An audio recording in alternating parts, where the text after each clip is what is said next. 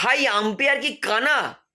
ফিনালেনে যখন ক্যাচটা ধরলো দিগ্বেশ রাঠি, পরিষ্কার রিপ্লেতে দেখতে পাচ্ছিলাম যে দিগ্বেশ রাঠির পাটা বাউন্ডারি রোপেতে টাচ লেগে গেছে, ওইটা ছয় ছিল।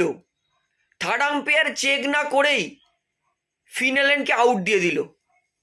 মানে আইপিএল কভার করার জন্য 35 থেকে 40টা ক্যামেরা ব্যবহার করা হয় পার ম্যাচ। এত কোটি টাকার খেলা হচ্ছে, একটা এত গুরুত্বপূর্ণ প্লেয়ার তার 6টাকেও আউট দিয়ে দিয়েছে আম্পায়ার, চেক করেনি। তো এটা কি ছ্যাবলামো হচ্ছে?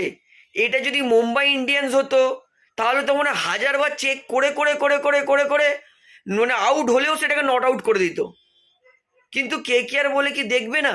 এটা হচ্ছে একদম ফালতু আম্পায়ারিং। মানে তোমার কাছে যখন চেক করার একটা উপায় আছে তুমি তখন চেক করো, তুমি তখন চেক না করে আউট দিয়ে দিচ্ছ।